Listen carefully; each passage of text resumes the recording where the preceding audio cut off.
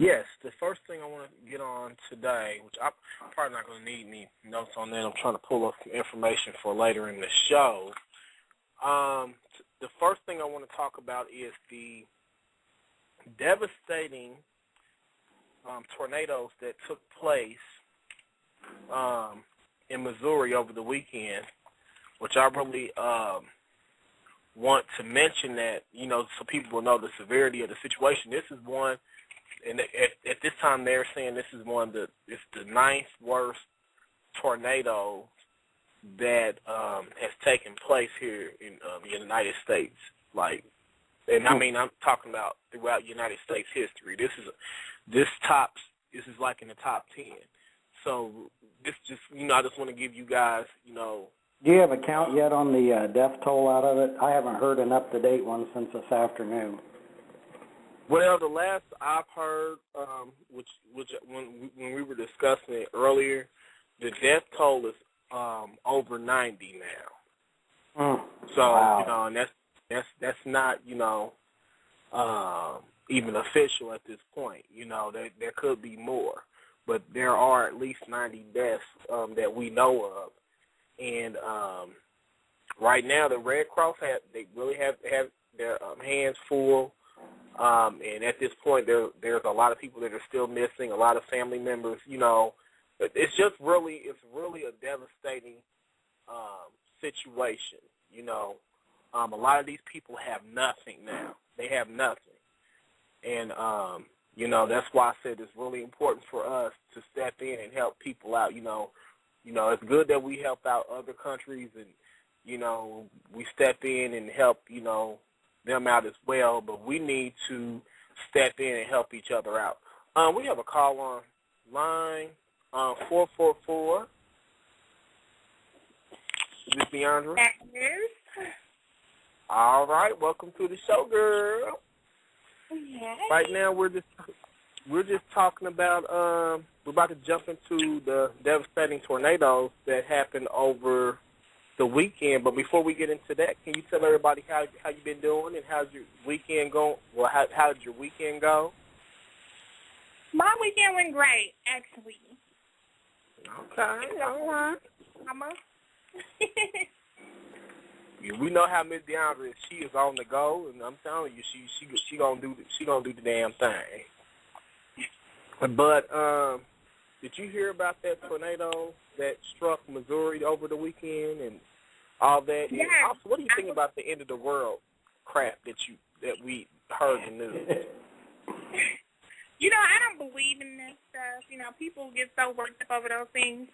I believe it when I see it, okay? And today I'm going to keep working, I'm going to keep moving like it was yesterday. So, whatever. I said, you know what, these people just killed me trying to make money off of all this stuff, trying to get people worked up. It's just ridiculous. You got to live your life to the fullest. You can't worry about what tomorrow's going to bring. You just got to keep pushing, and you got to keep doing the thing. We're taking it one step at a time. One step at a time. Interesting point that I always kind of wondered about the doomsday prophets. Why would people be so worked up over it if you claim that you're doing everything right, supposedly, by your faith? Right. And what's the worry? Go on. If it happens, great. You're good. If not, worry about it.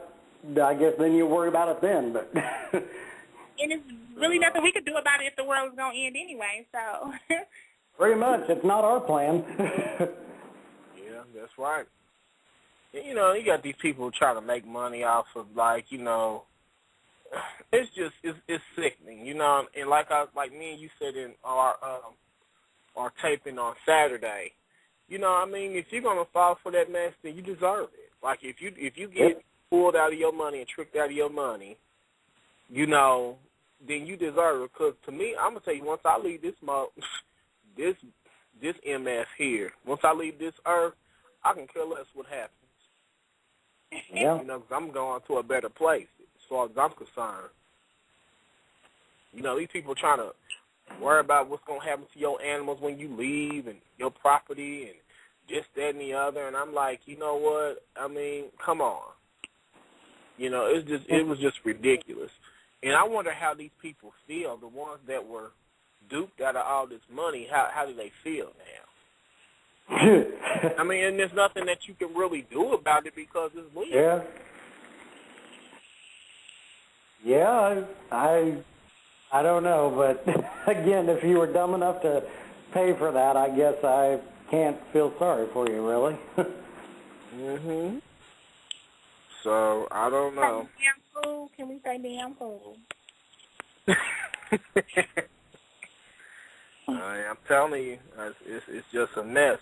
I'm trying to pull up I got all my little notes written down here, and I'm trying to find what I had written down for the tornado, because I have some information that I want to share with you guys.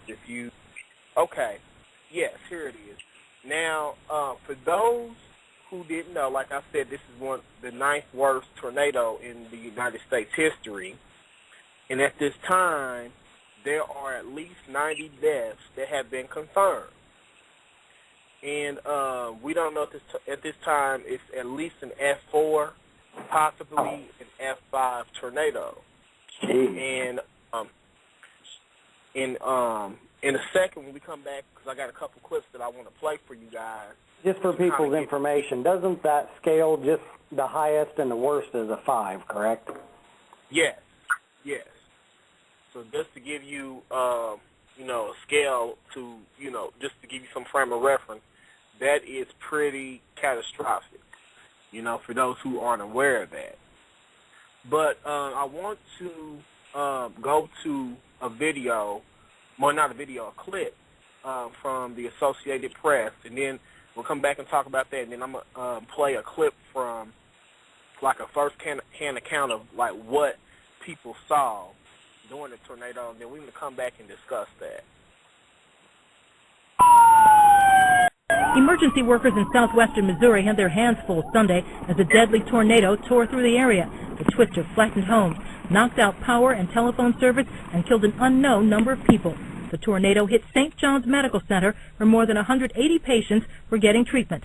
Officials say the staff managed to hustle the patients into hallways just before the twister hit the building. There was extensive damage done to the hospital itself, including the roof being taken off, some windows blown out, and other extensive damage. And so we have evacuated the entire hospital. Details about casualties in Joplin have been hard to come by, even for emergency management officials, because the tornado knocked out electricity, but also landline phone service and some cell phone towers. The state's governor has activated the National Guard and declared a state of emergency, and heavy equipment has been rushed to the area to help lift debris and clear the way for rescue and recovery operations. Carlotta Bradley, The Associated Press. All right, we're back, and I'm going to play this other clip, too. We're going to kill 2 birds with 1 stone, and then we're going to discuss both of these.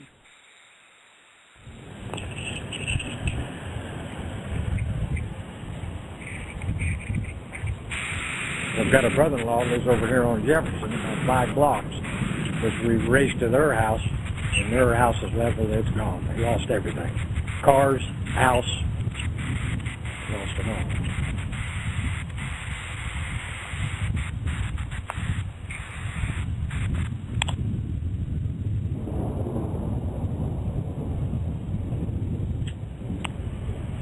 We were just doing our usual thing, and my husband was out in the garage, and I opened the door, and he come running up to me, and he had this look on his face, and he said, "You need to take cover now."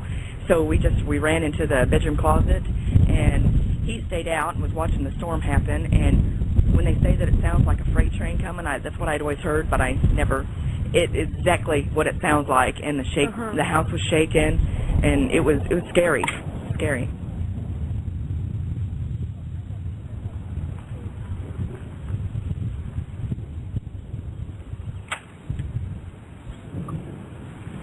Extremely difficult, then just what we would characterize as the fog of war, so to speak, trying to people who are in shock, trying to facilitate the passage of information for those who have family members that are missing, the typical types of problems associated with disaster.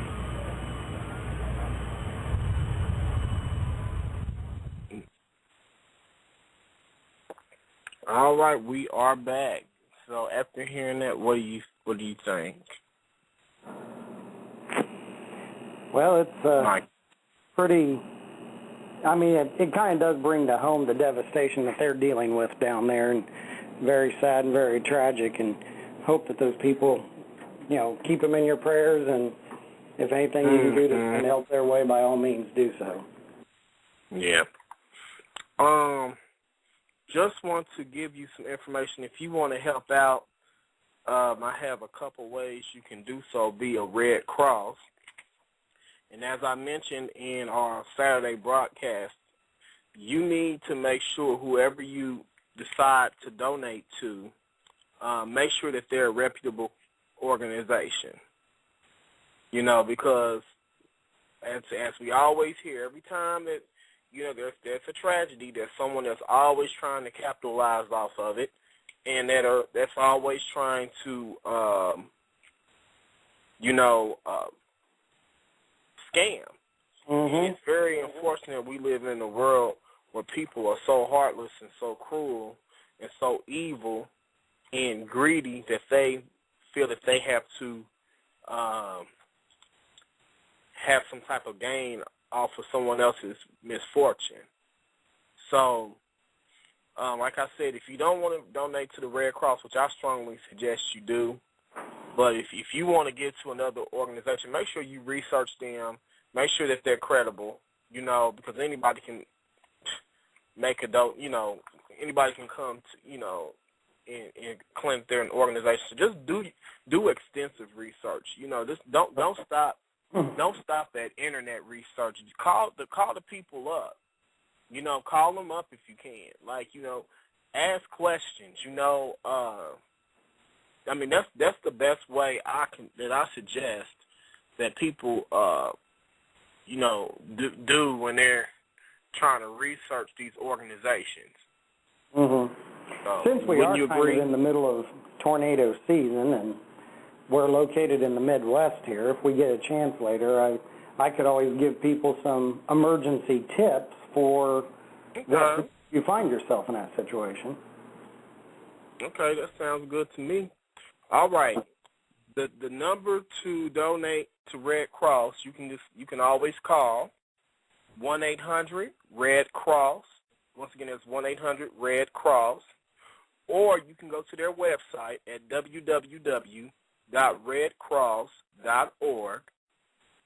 Or if you would rather text in a donation, you can text 900-90999. Okay, let's get that right, 90999. And text, let me get this right. Just text that number, I believe, and $10 will come off of your cell phone bill. Well, not $10 will come off. $10 will be charged to your cell phone bill, and then that donation will be given to Red Cross. And you can call that number, because a lot of people, if you have relatives that you want to check on and you want to see if they're okay, you can call that number, 1-800-RED-CROSS, and you can check on the status or see how your family members are doing. And also, just if you can donate, if you can still help out the people down south, because they need you in Alabama, but definitely we want to help out the people in Missouri as well, because this is even more catastrophic than the tornado that hit down in Alabama. So, and you know how bad that was, just to give you an idea. So just keep these people in your prayers, because you never know if it will be or if it can be you. And you definitely want to always keep people in mind, because you never know when you might need that same help. So I just urge people to, if you can't afford it, because I know we're living in tough economic times, but these people have nothing. So then make sure that you are given to reputable organizations and make sure that that you're doing the best that you can do to help other people. So with that being said, I'm going to let Michael go ahead and tell you some tips that that are very helpful during this tornado season. Okay. Well, as some people may or may not know, I do work for emergency response. And some of the things that in a pinch that we're telling people is, should you find yourself in that situation, obviously if you happen to be fortunate enough to have a basement in your house, go to your basement. However, a lot of people don't have that luxury. If you're not able to take cover in a basement, they recommend an interior hallway or a closet, or even a bathroom sometimes if you can pull something over you to protect yourself. I have heard of people getting in a bathtub and pulling a bed mattress over the top of them. You know, little tips like that. If you would happen to be outside and you're not able to take cover indoors, a ditch, a gully, something like that where you can get down in somewhat, kind of, sort of underground. But those are your best options there should you find yourself in those situations. Usually an interior hallway or an interior closet, staying away from windows, of course, because windows are going to blow out, glass is going to go airborne, you know, everything you can do to protect yourself from that type of thing.